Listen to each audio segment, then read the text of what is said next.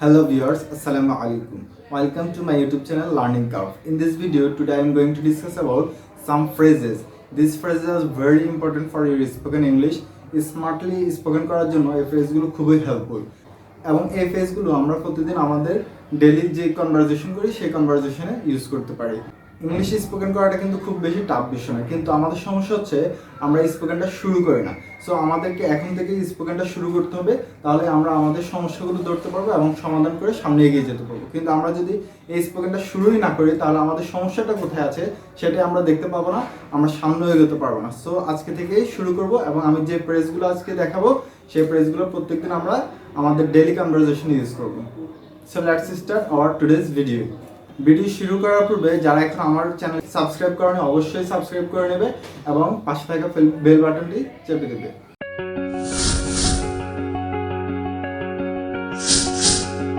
Phrase number 1, butterflies in my stomach. এই যে ফ্রেজটি এটি কখন আমরা ইউজ করব? যখন আমরা একটু অ্যাংশাস ফিল করব অথবা নার্ভাস ফিল করব। ফর এক্সাম্পল, ধরো তোমার একটু পরে এক্সাম, তুমি এক্সাম হলের বাইরে আছো, তখন একটু যে নার্ভাস ফিলিংটা কাজ করে, বা একটু পরে তোমার স্টেজে একটা পারফরমেন্স আছে, তার পূর্বে তুমি যে নার্ভাস অথবা অ্যাংশাস ফিলটা করো সেটা শেয়ার করার জন্য এই ফ্রেজটি ইউজ করতে পারো। For example, I use to get butterflies in my stomach before school টেস্টেস। Sometimes the stomach is on mention. কিছু কিছু সময় স্টমাকটা মেনশন করা হয় না, জাস্ট বাটারফ্লাই দ্বারাই ফিলিংসটা বোঝানো যেতে পারে। For example, even experienced musician sometime get butterflies in before performance. Phrase number 2, draw the line. To put a limit on what you will do or allow to happen, especially because you feel something is wrong. এই ফ্রেজটি আমরা তখন use করব যখন ধরো আমরা একটা ভবিষ্যতে কোনো একটা কাজ করব চিন্তা করেছিলাম বা কোনো একটা কিছু করব চিন্তা করেছিলাম, কিন্তু কিছুক্ষণ পর আমাদের ভাবনা আসলো যে কাজটি হতে পারে ভুল, এই কাজটি করলে হয়তো সমস্যা হতে পারে, তখন আমরা এই ফ্রেজটি ইউজ করতে পারি, draw the line. For example, I will do whatever my company asks me to. আমি সব কিছুই করবো যা আমার কোম্পানি করতে বলে, but I draw the line when someone asks me to lie for them. কিন্তু যখন আমাকে কেউ বলবে তাদের জন্য মিথ্যা বলতে হবে, তখন আমি সেটা আর করবো না। I swear a lot, but even I draw line at saying certain words. Number 3, easier said than done. Meaning, something seems like a good idea, but it would be difficult to do. That means, যখন একটা কিছু মনে হবে যে এটা খুবই ভালো একটা ধারণা, কিন্তু এই কাজটি করতে গেলে খুবই কষ্ট করতে হবে, খুবই কষ্টের সাথে এই কাজটি কমপ্লিট করতে হবে। For example, the doctor advised her to stop smoking and drinking, but she is addicted, so it easier said than done for her. এখানে বলা হয়েছে ডাক্তার তাকে উপদেশ দিল যে স্মোকিং এবং ড্রিঙ্কিংটা ছেড়ে দেওয়ার জন্য, কিন্তু এটা তার কাছে খুবই কঠিন কাজ, কেননা এটা বলার চাইতে করাটা কঠিন। যারা স্মোক করে তাদেরকে দেখবা সহজেই স্মোক থেকে দূরে সরানো যায় না। He told me not to worry, but that's easier said than done. That means সে আমাকে চিন্তা না করতে বলল, কিন্তু এটা বলার চাইতে করাটা অনেক বেশি কঠিন, কারণ সে এমন একটা ফিলিংসে আছে যে এখন তার মাথায় চিন্তা ঢুকে গেছে, এই চিন্তা থেকে সে বের হতে পারছে। Phrase number 4, every cloud has a silver lining. That means every negative situation has the potential to result in or produce something positive or beneficial. A silver lining on a cloud is an indication that the sun is behind it. এই ফ্রেজটি দ্বারা যেটা বোঝানো হয় সেটা হচ্ছে প্রত্যেকটা খারাপ সিচুয়েশনের পরেই কিন্তু একটা ভালো সিচুয়েশন আছে। সো যারা একটু নার্ভাস ফিলিং করতেছে বা খুবই অরিড ডিপ্রেশন আছে, তাদেরকে তুমি এই ফ্রেজটি বলতে পারো, every cloud has a silver lining. For example, I know you are upset about not getting the lead in your school play, but just keep in mind that every cloud has a silver lining. But every cloud has a silver lining. Phrase number 5, a fish out of water.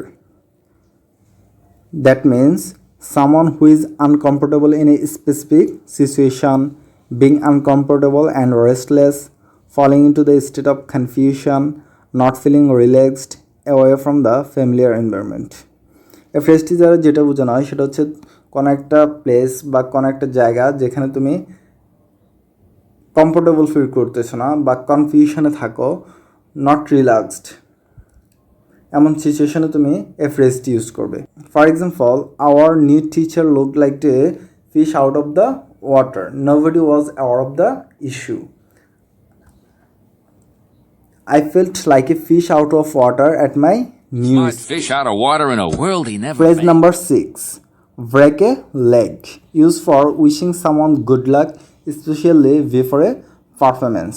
এই ফ্রেজটি তখন use করবে যখন কাউকে একটা good luck wish করতে চাও, specially before performance. That means কোনো একটা পারফরমেন্সের পূর্বে, ধরো সে স্টেজ পারফরমেন্স করতে যাচ্ছে, তার পূর্বে তাকে বলতে পারো ব্রেক এ লেগ, অথবা একটা ইউটিউব চ্যানেল শুরু করতে যাচ্ছে, অথবা আজকে তার বুক পাবলিশিং আছে, তখন তাকে উইশ করতে পারো break a leg. For example, you have an exam tomorrow, break a leg. My first stage performance is schedule for tonight, well break a leg. I wish you good luck on the competition of your book writing for publishing. Break a leg. Break a leg. Yeah, break a leg. Phrase number 7. Think outside the box. That means to think imaginatively using new ideas instead of traditional or expected ideas.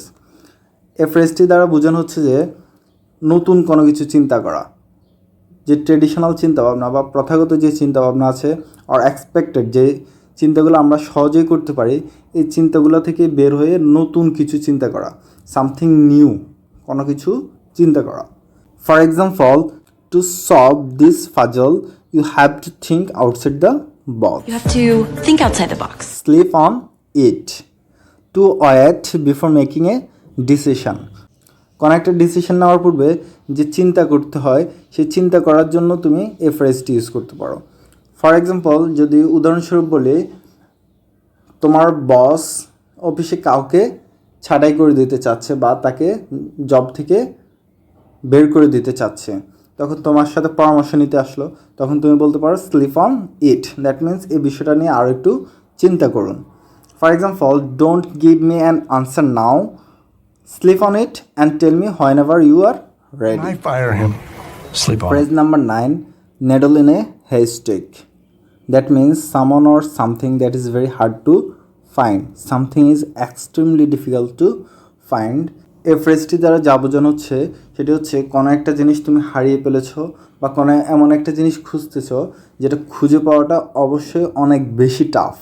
For example, with 500 channels on TV, finding quality children's shoes is like looking for a needle in a haystack. Searching for your earring at the park will be like looking for a needle in a haystack. What is that? Looks like a needle in a haystack. Final phrase is go the extra mile. That means to make more effort than is expected of you. তোমার কাছে যতটা আশা করা হয় তার থেকে বেশি effort নিয়ে তুমি যে কাজটা করবা সেটার জন্য তুমি এই ফ্রেজটা ইউজ করতে পারো। For example, he is a nice guy, always ready to go the extra mile for his friend. সে একজন সুন্দর ছেলে বা ভালো ছেলে, সব সময় সে রেডি থাকে তার বন্ধুর জন্য অনেক বেশি প্রচেষ্টা দিয়ে কোনো একটা কিছু করার জন্য। I'm talking about going the extra mile. So আজকের এই ভিডিওটিতে এই 10টি ফ্রেজ নিয়ে আলোচনা করেছি, অ্যান্ড আজকে থেকে এই ফ্রেজগুলো প্র্যাকটিস করা শুরু করে দাও। তোমার ডেলি কনভারসেশনে এই 10টি ফ্রেজকে রাখো, মিনিমাম 5টি ফ্রেজকে রাখতে পারো। এবং স্পোকেন ইংলিশের জন্য আমার এই চ্যানেলটিতে আরও 2-1টি ভিডিও দেওয়া আছে, তোমরা ওই ভিডিওগুলো দেখে নিতে পারো। ইনশাল্লাহ ভিডিওগুলো অবশ্যই তোমাদের জন্য হেল্পফুল হবে। Thanks for watching this video. Video ভালো লাগলে অবশ্যই ভিডিওতে একটা লাইক দিয়ে দেবে এবং শেয়ার করে তোমার বন্ধুদের মাঝে ছড়িয়ে দেবে।